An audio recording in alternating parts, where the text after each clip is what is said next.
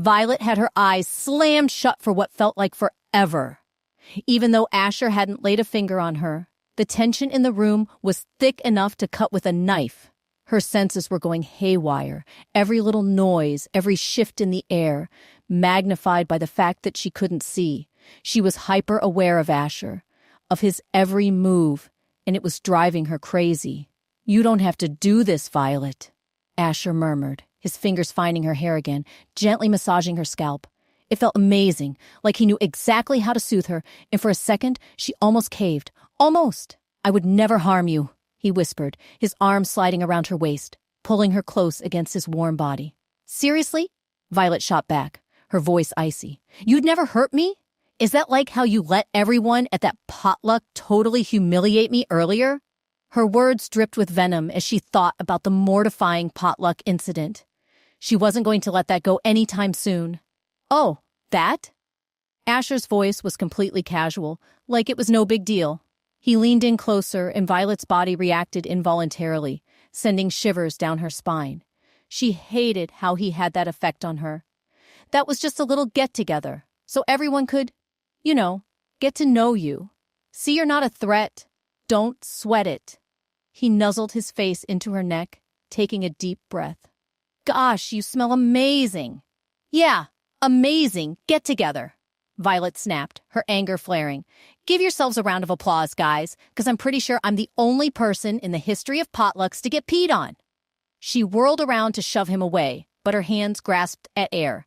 The force of the movement threw her off balance, and she would have totally eaten it if Asher hadn't caught her at the last second. He laughed, a deep, mocking sound. "You're gonna hurt yourself, little purple. Why not just open your eyes?" His voice was calm, almost gentle, but Violet wasn't fooled. "Nope, not until you get out of here," she retorted, her voice full of defiance. "Cute, Violet," he replied smoothly, but his tone had taken on a dangerous edge. "But you still need to be punished. So open your eyes, sweetheart, while I'm still asking nicely." "No way! Violet, no! You can't make me." "Oh, but I can, can't I?" His dark chuckle sent chills down her spine. "Tell you what, let's make a deal." A shiver ran down Violet's back. Her gut told her this deal was going to be bad news. "Out of your 3 roommates, which one do you like best?" His question hit her like a punch to the gut. A chill settled in Violet's stomach. No, he wouldn't hurt them. He couldn't. But then again, none of them were his so-called purple queen. Damn it! "What if I walked over to one of their beds right now and woke one of them up?" Asher taunted. "Which one is it? The chatty one? Is she your favorite?" Violet's brows furrowed. She wrestled with her decision. Open her eyes and protect Alice, or keep them shut and let Asher do God knows what. "You like sneaking out, don't you?" he continued, his voice taking on a sinister edge. "What if, like you, she tried it too, except she jumps from the second-story window? She probably wouldn't die, but broken leg maybe?" Violet's blood ran cold. The thought of Alice getting hurt because of her made her stomach churn.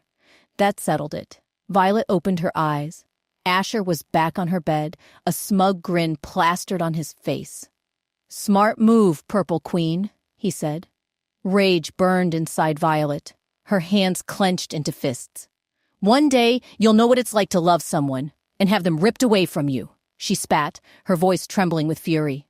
For a second, Asher looked genuinely surprised. Then, his devilish smirk returned. "Too bad I live in the now," he replied smugly. Violet stared at him in disbelief.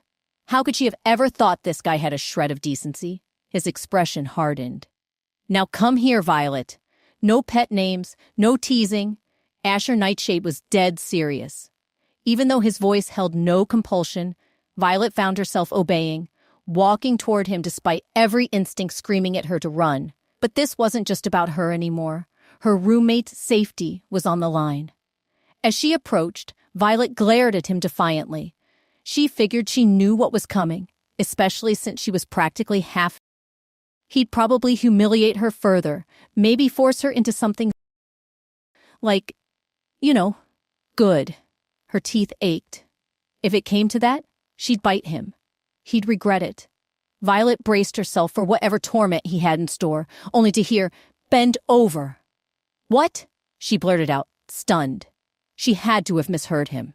"Bend over, Violet," he repeated impatiently, his voice now laced with compulsion. The power of his words washed over her, and she found herself bending over his knees before she could even think. A second later, the reality of her position hit her like a ton of bricks. No, this can't be happening. Violet struggled, pushing against Asher's weight, but he held her firmly in place. "Get off me, you," she snarled, her fists bunching up in the bedspread. "I wish I could, but like I said." "Dear Violet," Asher replied, his voice cold, "you need to be punished. You tried to run, and there are consequences for disobeying your king. Think of this as a learning experience." Violet's stomach plummeted. This couldn't be real. It had to be some twisted, horrible dream. "You're insane! Let me go, Asher!" Violet thrashed against him, furious, but Asher's grip was unshakable. "You brought this on yourself," Asher replied calmly, his voice lacking anger but dripping with that infuriating authority he wore so easily. "Every action has consequences. This one's on you, Violet." "Stop this right now! Are you completely—" Violet snarled, twisting and turning to break free. Asher leaned in close, his breath warm against her ear. "Maybe, but what does that make you when you deliberately ignore my orders? When you try to ditch me? We're supposed to be a team. Who does that?" Violet's skin crawled. He couldn't be serious. Did he actually believe she was his? The way she'd bolted after his ridiculous proposal should have been clear enough. But this was Asher. He only heard what he wanted.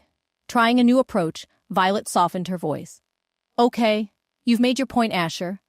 I won't try to run again. I wouldn't leave you." She played along with his fantasy, hoping it would work. Asher just shook his head. "That's where you're wrong, Violet. This isn't just to make a point." "Then what?" Violet snapped, her patience wearing thin. "This is pathetic, Asher. What do you think this will achieve? You think I'll suddenly obey you? Be scared of you? Never." "Scared of me?" Asher repeated, his voice dropping to a chilling whisper. "No, Violet. I don't want you to fear me. That's what makes you different. You challenge me, and I like that. But," his voice hardened, "I want you to remember this moment every time you think about running. Every time you think you can defy me." Before Violet could reply, his hand cracked sharply against her backside. The sound echoed in the quiet room. Violet gasped, shocked and humiliated. "What the hell?" she started, but another slap, even harder, cut her off. Her body flinched, her cheeks burning. "Asher, you're actually me," she yelled, disbelief and fury mixing in her voice. "What was wrong with this guy?" Asher chuckled, unbelievably smug. "Of course, it's a fitting punishment for a naughty girl." "You're crazy," Violet hissed, her voice shaking as she struggled against him. "Language, my dear," he scolded, his hand striking again, the sting sharper now. Violet bit her lip, refusing to give him the satisfaction of a cry. "You'll regret this," she gritted out. "I swear, Asher, you'll regret this." He paused, his hand resting lightly on her back as he tilted his head, pretending to think. "Perhaps," he said, "but right now, I'm enjoying myself far too much to care." Another slap, then another, each sting lingering. Violet wanted to scratch his face, to scream, but all she could do was endure. His smugness hurt the most, and she swore she'd find a way to get back at him. By the sixth, Violet lost count. Her backside was on fire, and she was close to tears as he continued the relentless. Asher leaned closer, his voice dripping with sarcasm. "You know, you could cry. No one would hear you. Your roommates are out cold. You're sick," Violet spat, her voice trembling with rage. "You're a sick, twisted and you, my purple girl, are way too stubborn for your own good. But don't sweat it," he said, a cruel smile twisting his lips. "I'll break you eventually." The next slap stung so hard that tears finally escaped Violet's eyes. "I hate you, Asher. I hate you," she sobbed. "It's a good thing, then," he said smoothly, landing another slap, "that hate and love are so close." Violet cried out, gripping the sheets as tears streamed down her face. She wasn't as tough as she pretended to be. "Just apologize, purple girl. Promise you won't run off again, and we're good." "Who you?" Violet snarled, venom lacing her voice. Another stinging slap. Don't worry about the you part, he said with a smirk. We'll get to that later. For now, let's just enjoy this romantic moment. Romantic moment? Wait, what? Fine, I'm sorry, Violet finally yelled, her voice cracking. Asher scoffed. 20 swats for an apology? You're a tough one, purple girl. He started rubbing her sore red skin, and she flinched at the touch. So say it right. Sorry for what, my purple girl? Sorry for running away, Violet mumbled, avoiding his gaze. And? He pushed, waiting for her full confession. Violet clamped her mouth shut. She would never agree to be his girl. You're sorry for what, my girl? He repeated, his voice hard. The slap echoed in the room, sharper than any before. Violet's eyes widened in horror as she felt a strange warmth between her legs. Her body's betrayal, in this moment of all moments, made her want to scream. Lost for words, Violet, Asher taunted, his voice laced with cruel amusement. Another stinging slap followed. This time, a small, involuntary moan escaped Violet's lips. Humiliation flooded her. Asher leaned in close, his voice a low whisper. Tell me, Violet, what are you sorry for? Please, she whimpered, barely able to speak. Please. What? He pressed, his tone maddeningly calm. The sharp slap sent a jolt through Violet's body. She buried her face in the mattress, a muffled moan escaping her. He knew exactly what he was doing. He'd planned this. And the realization made Violet's hatred for him burn even brighter. Wait, that's not the end. You've just had a free taste. Now get the full story on the Pocket FM app, link in description. Check out our next video and playlist, and don't forget to like, share, and subscribe.